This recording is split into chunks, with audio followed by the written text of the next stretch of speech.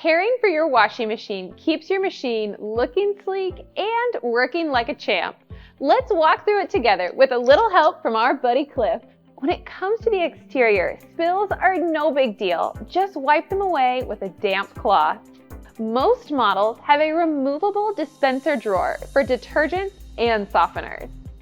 Sometimes they can get a little messy with residue or spills. Cleaning them up is as easy as can be. Just remove the drawer and wash it in warm, soapy water using a mild detergent. Next, rinse it with warm water and you're good to go. If you've removed the caps for cleaning, be sure to push them fully back into place afterwards. Remember folks, these parts aren't dishwasher safe. If your machine's dispenser box isn't removable, no worries. Just wipe it clean with a damp cloth. Moving to the interior, it's important to use the basket clean feature once a month. This magic button helps remove excess soap or soils from the baskets and pumps. Here's how it works.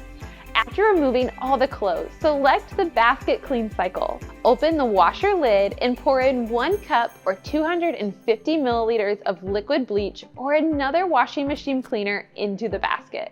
Then close the lid and start the cycle.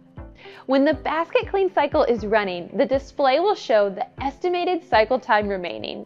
Don't interrupt this cycle. Let it do its thing. And a special tip for our front load model owners out there, make sure to press the Ultra Fresh Vent System button after the wash cycle. This gets the tub to spin, creating airflow within the machine to dry any excess moisture, keeping things fresh and clean. Maintenance might sound like a chore, but with these simple steps and maybe a helpful dog like Cliff, your washer will be in top-notch shape for years to come.